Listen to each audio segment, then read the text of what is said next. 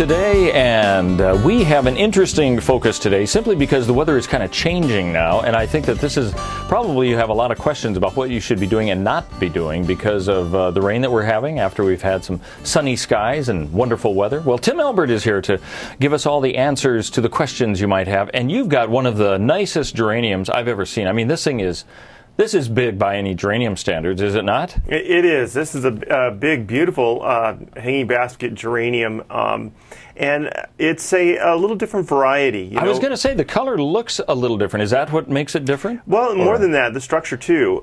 This is one of the new calliope geraniums, and this is a cross between the zonal geraniums, the upright geranium, and the ivy or trailing geranium. So it's kind of a cross. That's why it makes it a great hanging basket type, because it can droop. It will trail, but it also has a nice big head on it too. So yeah, it's a gorgeous plant, very vigorous growing, and big flowers on this. All right, now this is the kind of weather, I mean, when I think of, we've got rain going on, we've got kind of some overcast skies, yet the sun will poke through and all the rest. I mean, geraniums love that, don't they? They do, yeah. Don't they need a little shade? They love the sun. But when it gets up really hot in our summers here, then a little bit of shade is definitely good for them.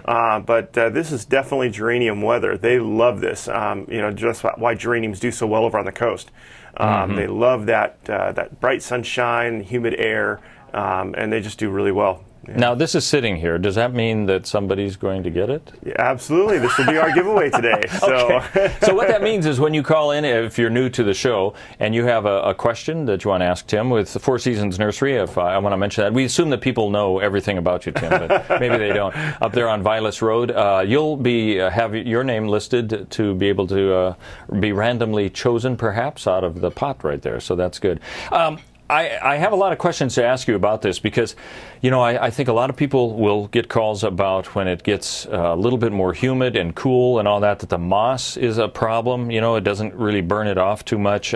I'm thinking that there are things that we should be doing now that perhaps we have a golden opportunity to do that we need to take advantage of. Is that right when we look at our yards and our gardens, that this is a time to do something? And what would Absolutely. that be? There's a lot of things that really need to be done. If you were to look at my yard, you would say, Tim, there's a lot of things that need to get done in your yard right now. People. Yeah. But yes, there's so many things. But the one thing that really kind of captured my attention this last week, we've been very busy at the nursery. This is a great time of year for people to garden. So very busy, and we had a little break, and I turned around and I looked out, and I could not believe how the weeds have grown recently. Yes. So, for me, on my docket is weed control.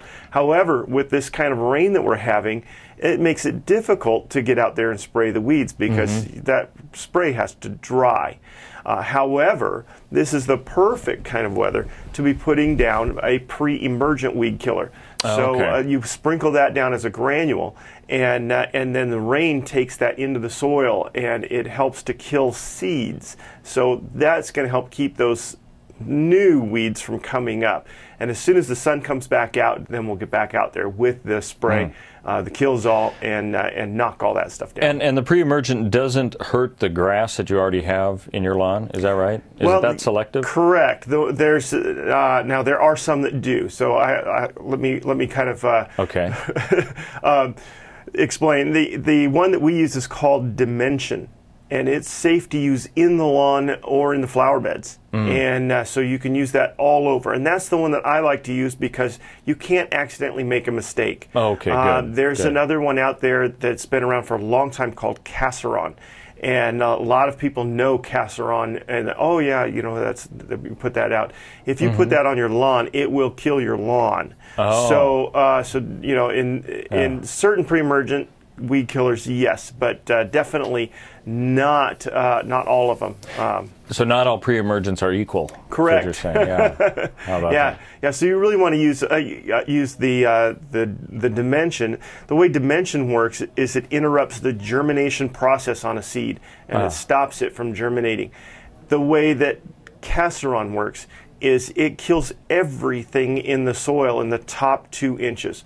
roots and all.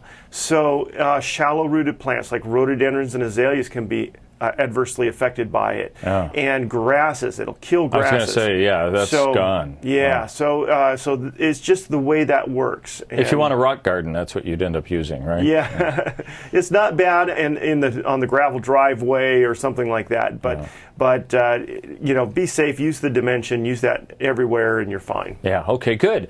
Well, you can give us a call to ask Tim what question you might have, 776-5368 here at the Dove. And in fact, Alma is on the line with us, and you're wanting to do some plant spraying. Is that right?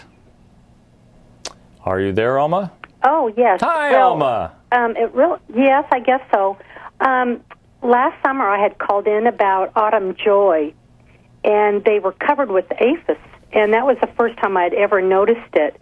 And I was surprised when you said, oh, yeah, they love autumn joy. And yeah, I've had these for years and never saw aphis on it at all. Now, my question is, they're doing wonderful right now, growing really good. Now, when do I spray for aphis? Well, I like to wait until I have an outbreak of aphids before I spray. Mainly because the sprays that you put on there don't work very good as a preventive. And you would have to be spraying a lot all the time, and it's just not worth it. So I would just kind of watch them, and if you start to see some aphids coming out on those, then go ahead and do a spray application. Otherwise, I would just leave them alone. Leave them alone. Yeah, I was surprised when I saw them just covered last year. I'm like, what? Yeah. And now, would I spray the soil too, or just the leaves? Just the foliage. The aphids are really not going to be around in the soil. Oh, okay. Very good. Okay. Right, thanks, well, Alma. I keep watching them. I'm going, boy, they're beautiful. So I thought, well, I'll ask you about the aphis. So, all right, thank you. You're welcome. All right. Okay, bye-bye. That'll save you some money, too. You don't do the prevention stuff. It doesn't work anyway, like you're saying, and just wait till you see them. On the aphids, no, it doesn't work as a preventive. Not at all. Yeah. Okay, Alma's name, of course, will be added to our list to get this wonderful geranium. I like it. What is this color, actually? Is there a certain name for this? I think they just call it violet, but yeah, it is quite a beautiful color. It's almost more of a fuchsia I was color. Yeah. When I looked at this, I thought, well, that's a geranium, but I haven't seen it quite that way, so that's a nice addendum. And you say it's kind of got the combination of the height as well as it will kind of trail to some degree, so it's great for hanging. Yes. All right, 776-5368, the number to talk to Tim Elbert from Four Seasons Nursery about the questions you have, just like Marie has called, and you've got a question about lawn care. Specifically, what are you thinking? I need to seed, weed, and feed. The neighbors have got dandelions coming up, and I'm going like a banshee trying to control them on my side. But I need the lawn's a little thin, so I don't know. 1, 2, 3. What do I do first? Well, first of all, I want to see a video of you going around like a banshee out. I'd like to see that too. Yeah. I'm grabbing the dandelion heads and throwing them away as fast as I can from their side. Yeah. Well, if you are going to need to be reseeding in your lawn, then you can't use a pre-emergent in your lawn. Right. So what I would suggest is to reseed that lawn and allow that seed to come up and grow and fill in. Don't worry too much about any dandelions that might be popping up in your yard. Just keep them kind of mowed down. And then once all of that is done and you've gotten a couple of good mowings on that new grass, then go ahead and use a lawn weed killer such as a weed-free zone or weed out with Q. Either of those would work well, and then that'll kill all your existing weeds. And then follow that up with some of the dimension to keep any new weeds from coming back in. Okay.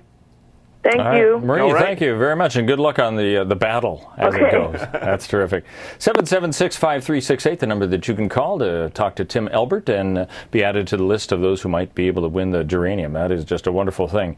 Ann's with us. You've got a question about weed killers and animal life, don't you? Yes, because I have a lot of deer and elk and everything, and I was wondering, and I also have dogs, and I was just wondering, what can I use so that won't hurt the animal life?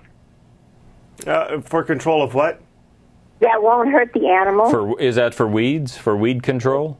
Yes, weed control. Oh, okay. Well, the Killzall works very well, and it has very low toxicity. So once you've mixed that with water and you've sprayed it over a large area and that's dried on there, chances of adversely affecting your animals is very, very, very slim. So that would be the one that I would choose. It's probably one of the safest ones to use. And that's Kill-All? Killzall, yeah. Killzall, okay. See, with a name like that, you'd think that could be a problem for animal life, but apparently not. Yeah, I don't name these products. I just sell them. And thank you very much. Thank you. Appreciate it. 776-5368 to talk to Tim Elbert from Four Seasons Nursery, just like Shirley has done. Now, we've been talking about how much rain that we've got that's going on here, but you have a question about some drought-resistant plants, I guess, right? Yes, I'm making some drought-resistant pots or baskets, okay? And I put portulacas around the edge. What plant would I put in the middle of for like an anchor plant? I thought maybe a geranium, but maybe I'm wrong. Well, you know, a geranium would be okay. It's just not going to be as drought resistant as your portulaca is. Try looking at the diamond frost euphorbia. That is a very drought tolerant plant and would work very well with those. Has tiny little white flowers, looks like baby's breath. So it'd be great in baskets and pots. Diamond frosted what? Diamond frost euphorbia. It's EUPHORBIA. Okay, Yeah. and you have those there at your nursery? Amazingly, yes. Okay, all right. Well, thank you so much. Thanks, Shirley. Alrighty. I think that was also a rock group from the 60s, the Diamond Frost Euphorbia. I think it was. I'm not sure, though. But you've got them out there performing at the yes, they are. at the garden. They are performing at the nursery right now. All right. I'll tell you what, we're going to be taking more of your questions, so feel free to call in right now, and we'll be back with more of Tim Elbert on Focus today. Hi, I'm Paulina, and I work at theDove TV. Did you know that when you support theDove TV, you have a profound impact, not only in our community, but around the world? It's your continued support that takes the inspiration and hope in the programs we produce and makes them available to the thousands of people who are watching these videos online every week. Help bring encouragement and hope to our valley and beyond by making a secure online donation today at our website, thedove.us.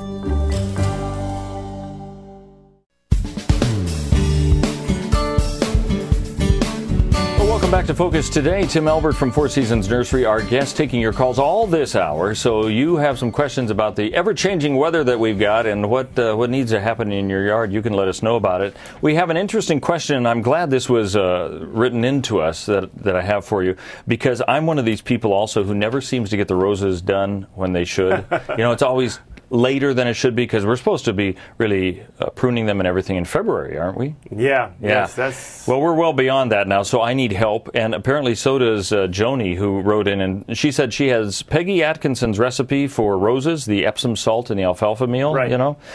Is it too late to incorporate that now? Is it beyond that time when that'd be useful? You are way past that time. So what can be done for people who've got roses now? In fact, I just ordered some on online. So I'm going to be getting this bare root thing. So I need to know what to do about that as well. Well, well, let's talk about Joni here. Okay. You know, in her situation, her plants are already in the ground, and and they're already growing. And so what she needs is something that's going to be give them an extra boost. So she needs a rose food.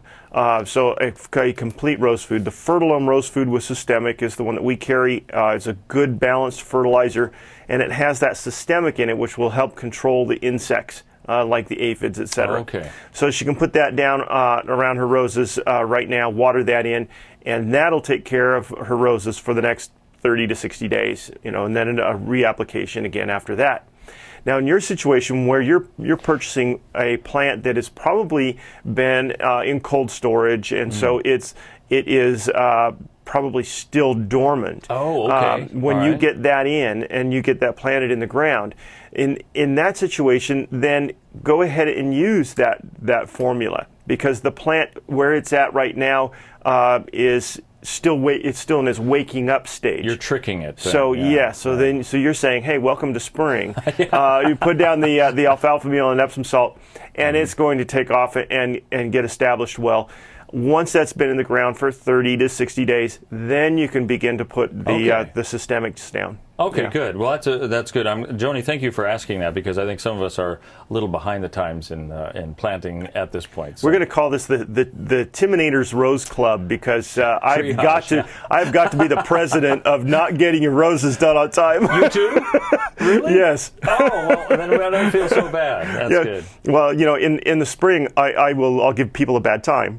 But secretly, yes, yeah. In fact, I didn't even do my roses this year. I had to have my girls do it because I was too busy. And life gets in the way. I think we got it done about a month ago. Yeah. All right, we are taking your call, 776-5368. Judy is on the line with us with a question about soil activators. What do you want to know? Good morning, guys. Morning. Tim, you had talked a few weeks ago about putting soil activator down, which I did, and it seems to have done such a great job. I'm wondering, how frequently can I do that?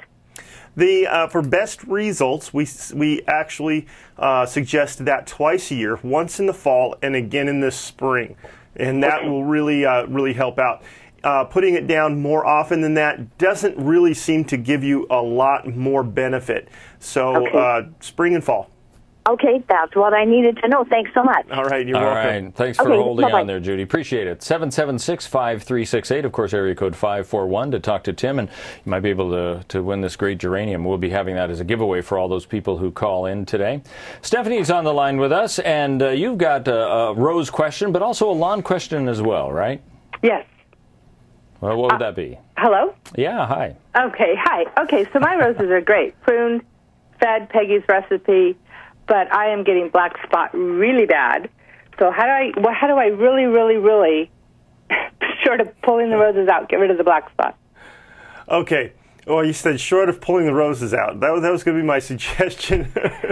No, the black spot can be a really problem, and it seems to be pretty bad this year. I've gotten a lot of calls about black spots. So a couple of things you can do. First of all, there is some liquid systemic fungicide that you can spray on the plant that will stop any more of that from developing. It's not going to get rid of the black spots that are already on those leaves, but the new growth should come on without the black spot after you've sprayed.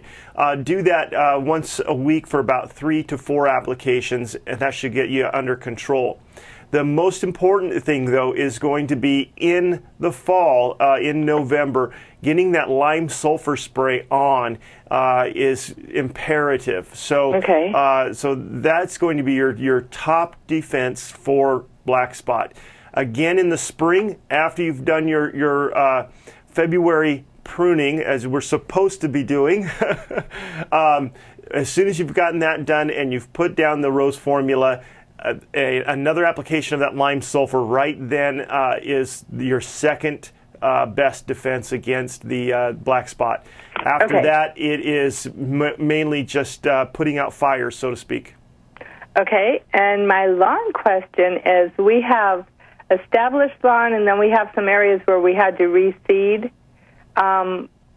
Once we're still watering frequently. Well, not today. Well, yeah, it's on timer. We're still watering frequently for the new lawn, but once it gets established, how often should we water our lawn? Well, my suggestion is that you do not water more than every other day. However, that's going to be difficult in a lot of situations. The challenging soils that we have around here and slopes and things like that make it difficult for us to go too long without water. And so so you may need to increase that just depending on what kind of condition you have. And how long? Well, that's a very good question that I don't have an answer for. Sprinklers, water pressure, sprinkler spacing, soils, temperatures. There is no... Okay, maximum, minimum, or minimum, maximum.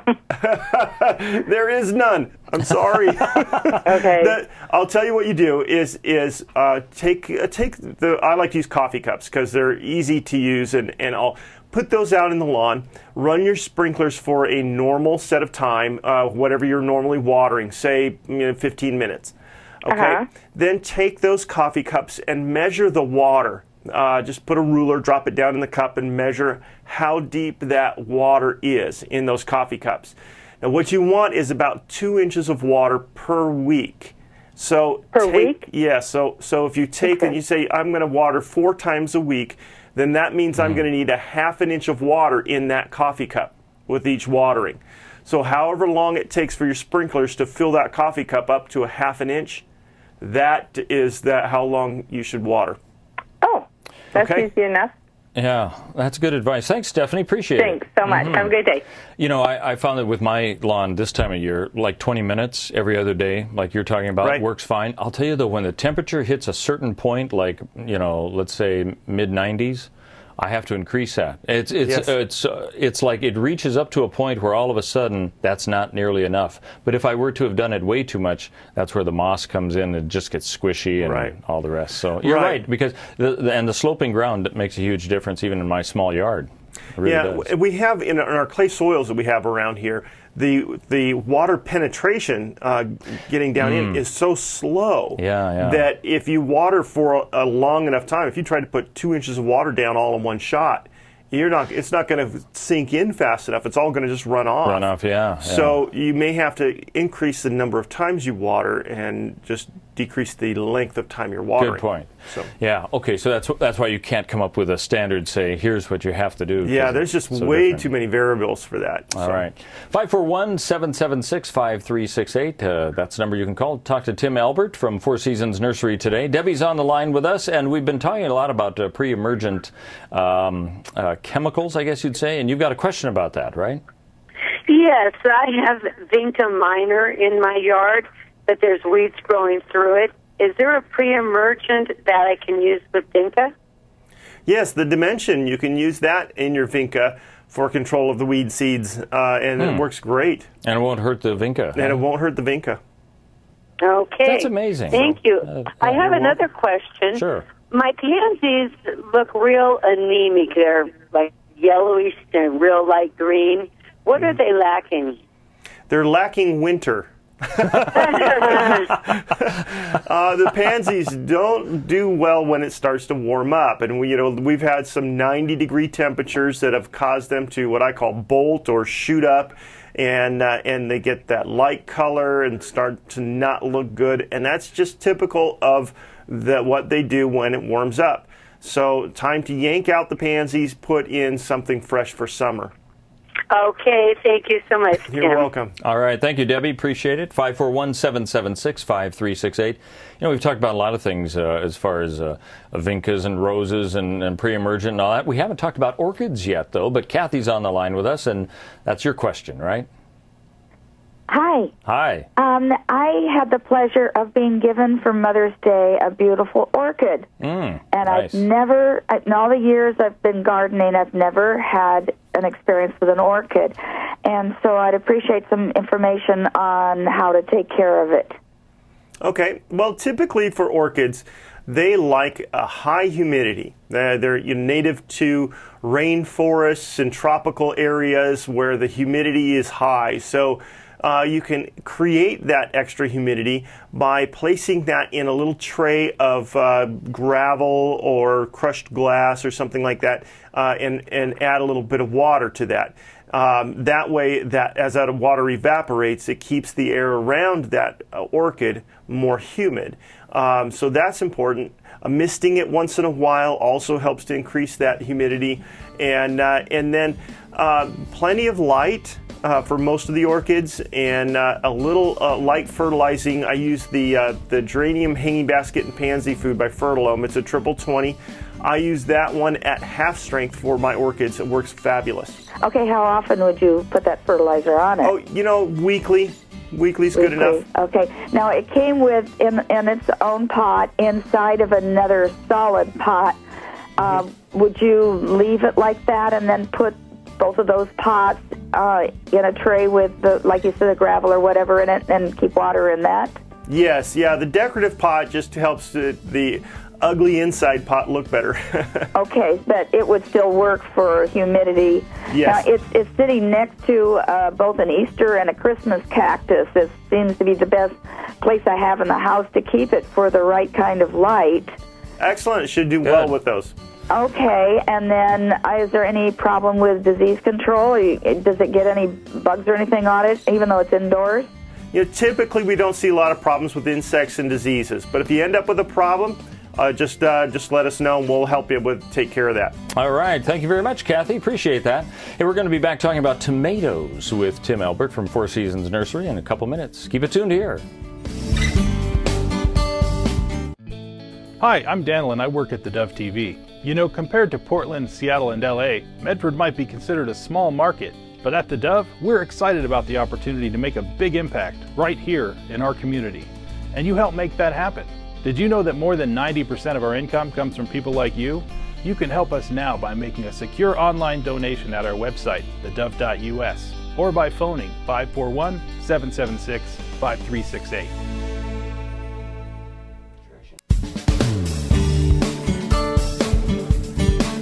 Welcome back to Focus Today. Tim Elbert, our guest with Four Seasons Nursery, and we've got this great geranium here that I'm surprised. This is like a geranium that has had a very good meal today. I mean, this thing is huge.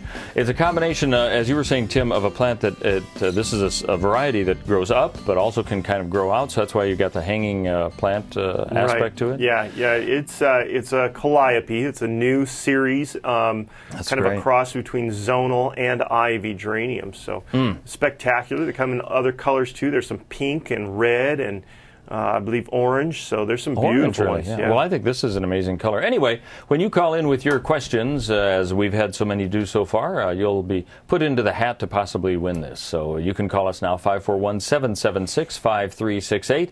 We're moving now just a little bit because of the, I just got rid of her. I apologize. We're going to talk about tomatoes. Would you call back? I would appreciate it if you would do that. Because I was going to say we're going to go from flowering plants to vegetables, but I got rid of her. I apologize. Sandy is on the line with us. So you've got a butterfly bush that's got problems, apparently. Is that right?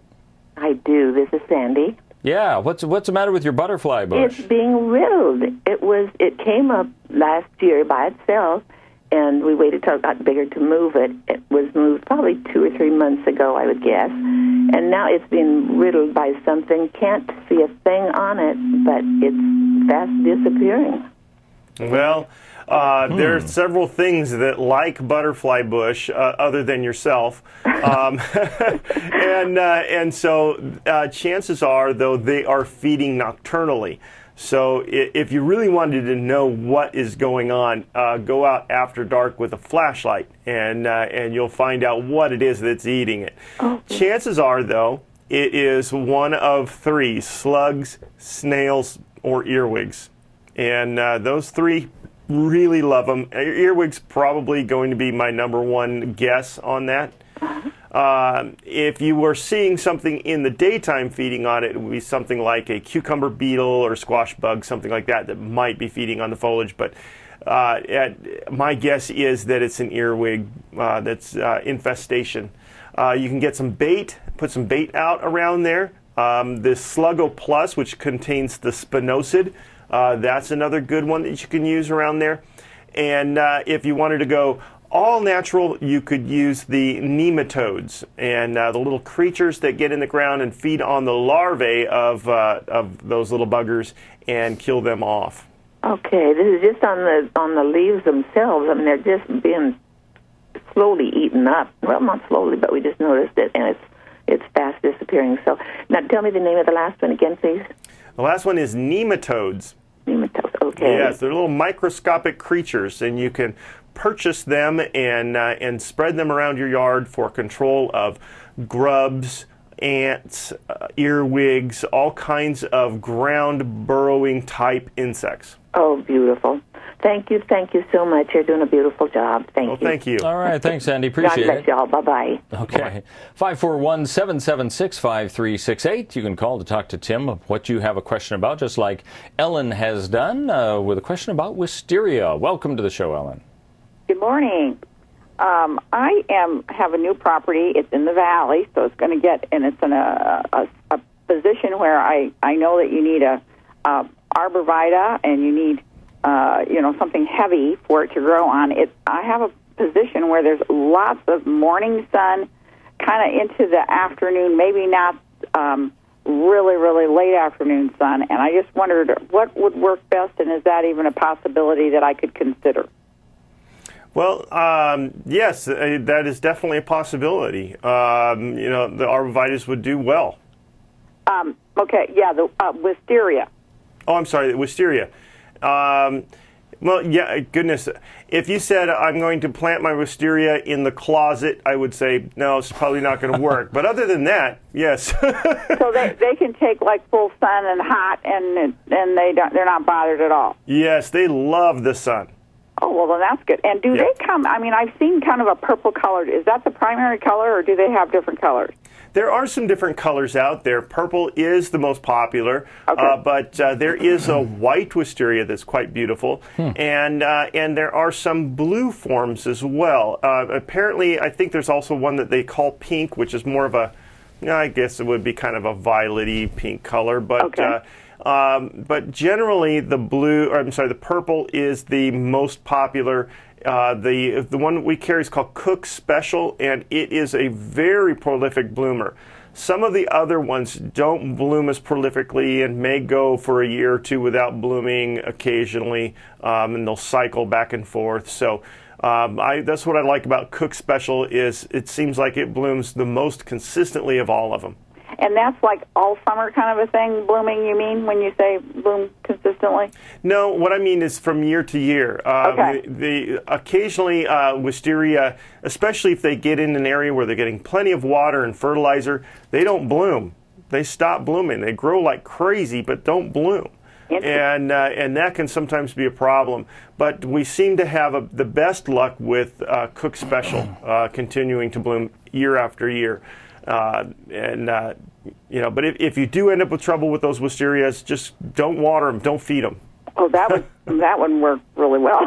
Yeah, ignore it. And one final question on that, Tim. Do they bloom like all summer? Are they spring only, or what is their bloom pattern that way? They do have a long bloom cycle, but it is only just for spring. So you'll see them bloom spring to early summer, and then pretty much be done after that.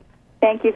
I always welcome. Appreciate your information. All right. Thank you, Ellen. Appreciate it. Velma is the one who I hung up on. Velma, apparently your phone line is busy. If you could hang up, we will call you back and get you on the line, all right? In the meantime, we're going to find out what Sue has to say about a house plant question. She called 541-776-5368. What house plant do you have a question about anyway, Sue? I have an anthurium that I received for Christmas. It's a beautiful plant. It's still growing well and very pretty, but it does not have blooms on it anymore. And I just wonder if they will bloom again. Oh, absolutely, yes. Keep it well fed and give it plenty of light, and it will eventually begin to put new flowers out. Okay, all righty.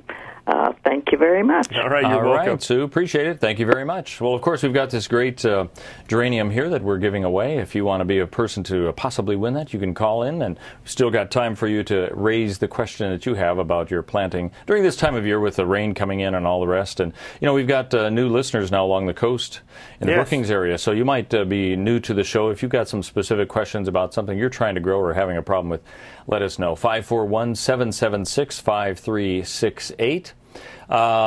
Let's see. Ethy is on the line. Is that right, Ethy? Is that how you pronounce your name? Yes, it is. I got it right. And you've got a question about acidic soil. Too much or not enough? Yeah, well, we have a flower bed that's underneath a cedar tree, and I think the soil's pretty acidic in there, and we've planted some clematises and impatiens, and they're just not doing real well.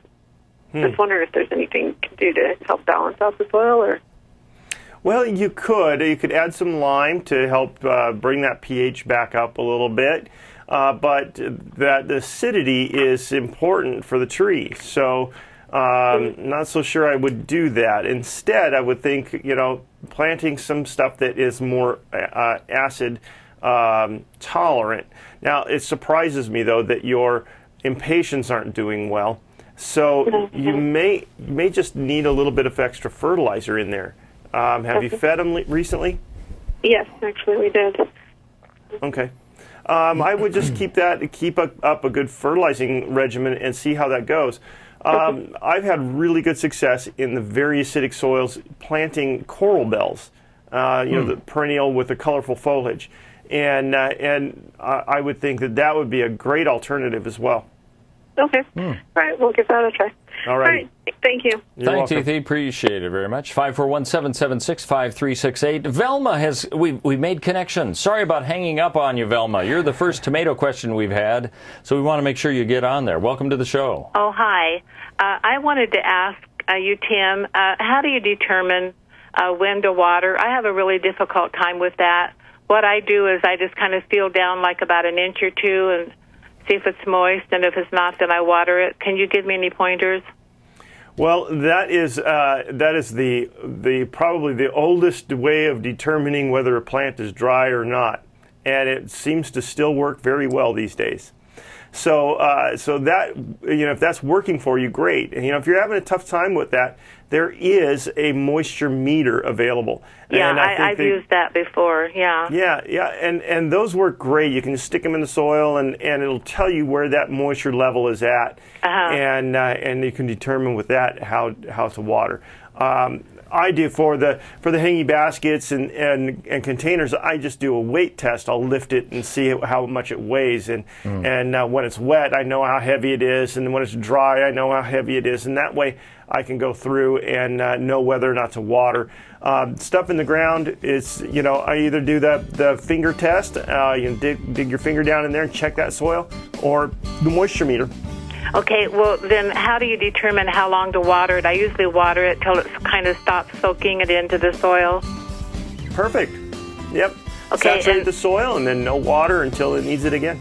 Okay, and then when do you fertilize? Depending on the type of fertilizer you're using, follow the instructions on your fertilizer. But for the liquid solubles, it's usually once a week or once every 2 weeks. Okay, great. Thank you, Tim. You're welcome. All right, Velma, Bye-bye. Glad we could make connections. Thanks very much. All right, we're going to be taking more of your calls with Tim Elbert and Four Seasons Nursery. 541-776-5368. Back with more in a couple minutes here on the Dove. Hi, I'm Paula, and I work at the Dove TV. Every day we get letters and emails from people who've been encouraged, blessed, and challenged by the programs on the Dove TV. But we couldn't do it without you. Did you know that more than 90% of our income comes from people like you? You can help us continue to bring inspiration and hope to our community by making a secure online donation at our website, thedove.us, or call us at 541-776-5368. Well, welcome back to Focus Today, and Tim Elbert from Four Seasons Nursery. We're finding out a whole lot of things. We've only had a few calls about vegetables, but a lot about soil moisture, which makes sense because we're getting a lot of moisture now, but then that will be ending and all the rest. So we're taking your calls, and you might be able to win this wonderful geranium. This is just terrific. I think this is great, and I like your scientific method for a hanging basket like this to figure out how moist it is by the weight. Yes. You know, when it's dry, what it feels like, and when it's moist, what it feels like. Yes. So I feel like I'm just as scientific as you are in all of that. It's getting to know your plants, isn't it? It so is. You have an idea. Is. It's kind of funny in the mornings to walk around the nursery and you'll see the people out there watering, and all the help out there watering, and they're all, and they're weighing. Water that one, not that one. Yes, that one. You can tell it just by the weight of it all. Well, as you call in with your questions, you'll be put into the hat, your name anyway, and then we'll pick a name to win this wonderful hanging basket. All right, let's get back to your calls at 541-776-5368. Peggy is on the line with us. We've had a couple calls about vincas, but you've got one as well. What's that? Yes, I do. I had just bought a vinca, mainly because it had pretty lavender blue flowers on it.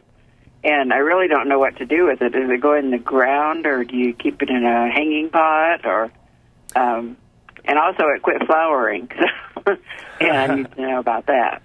Well, there are different types of vinca out there. It sounds like you have, it's got the long trailing vines almost? Yes, it does. Yes. Now, that one can be planted in the ground, but my suggestion is put it between a rock and a hard place, because it can get invasive if you don't. It will trail and grow all over the place. It's a beautiful plant. It is seasonal in its bloom, so it'll bloom for spring and then be done.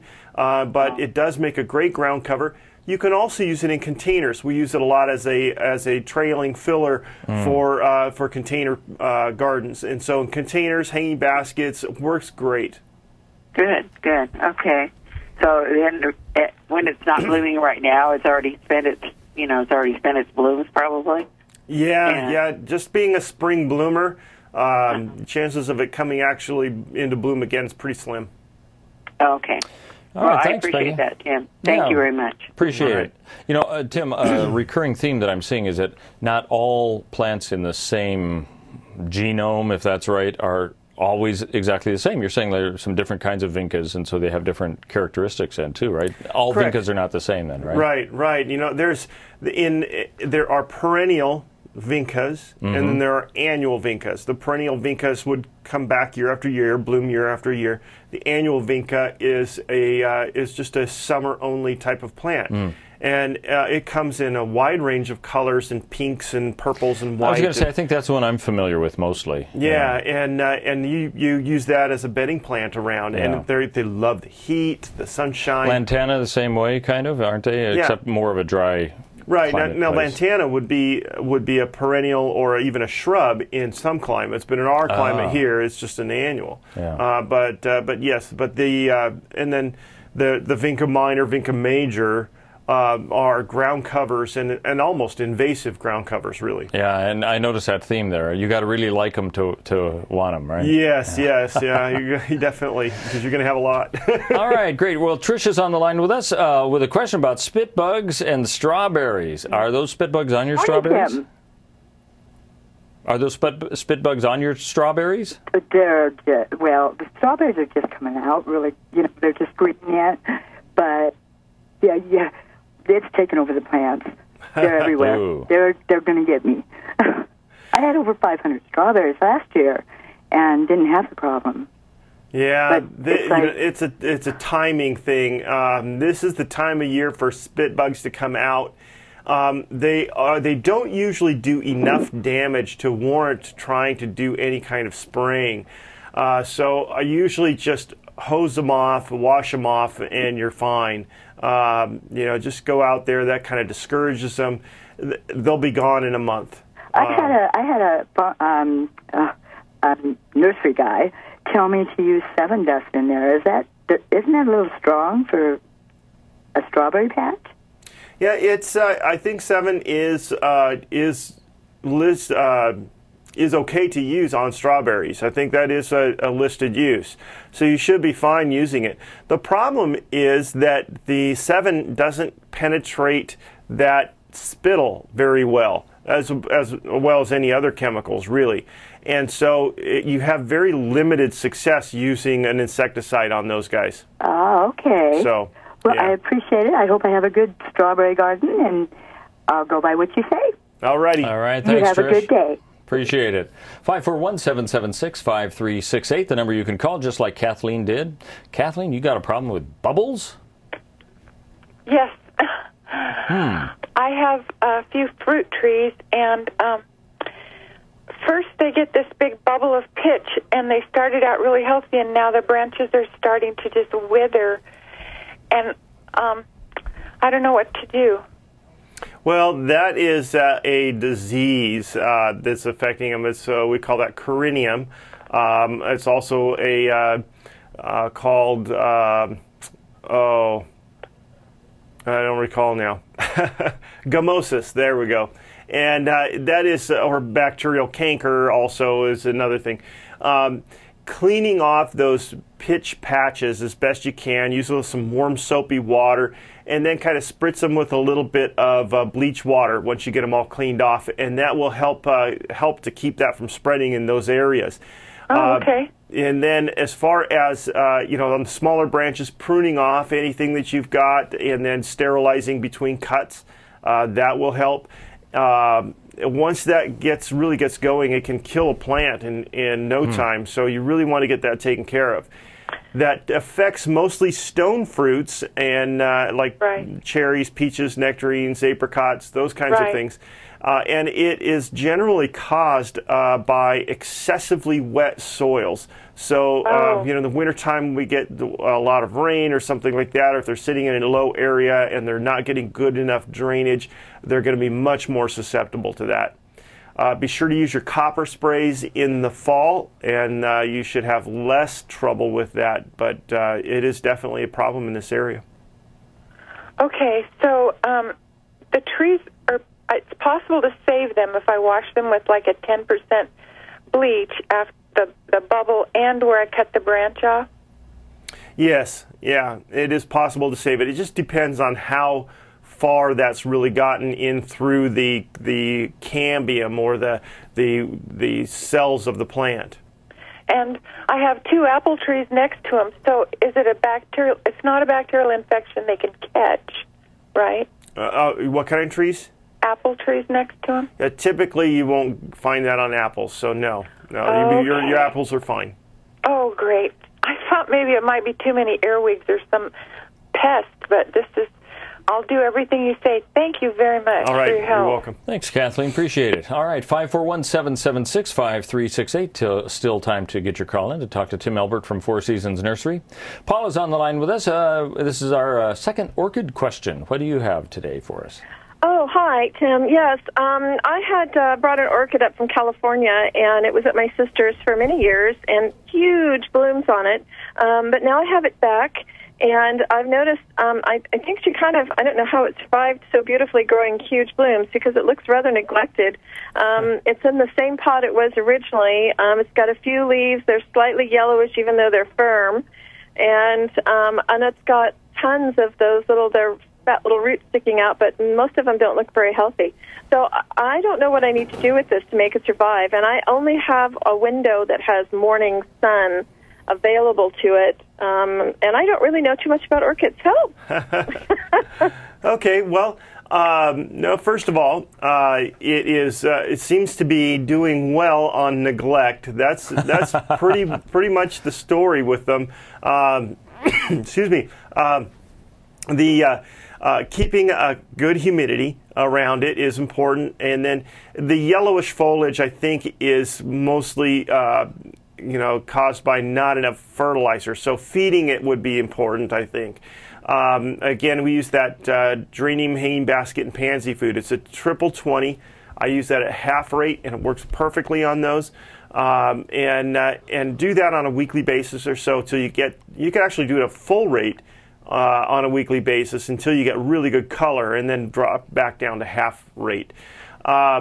And then as far as those roots go, orchids produce what we call aerial roots, which are roots that don't grow in the orchid mix soil that you have there. And those are important testers for the health of the plant. If you spritz those with water and they turn green, then those are healthy roots. If they don't turn green, then they're not healthy roots. Trim them off. All right? All right, okay, Paula. and what do you mean? If I spritz them with water, they suddenly turn green, or over spritzing them several days, they'll turn green? No, just instantly turn green. Okay, and then everything else cut off. Okay. Yep. All right, great. Paula, thank you very much. Appreciate it. Well, for all those people who've called in, we have the basket with the names in it. Tim, I'm going to have you not look at it and pull out one name out of the basket for this great geranium that's sitting right here next to us. And all right. Who's the winner? Our winner is Trish. Oh, congratulations, Trish. Yes. Very nice. Hanging baskets, you got more of these out there at Four Seasons, I assume, right? Oh, lots of them. They're beautiful right now. Tons of baskets, more coming in. And also, we have a few Crater Lakes available. Okay, check those out. Thanks for being with us on Focus today. All right, thank you. Hi, I'm Jim and I work at theDove TV. Every weekday between 6 and 8 a.m., our award-winning news and sports team bring you the best morning show around. It's live, it's honest, and it's a whole lot of fun. And you help make it happen.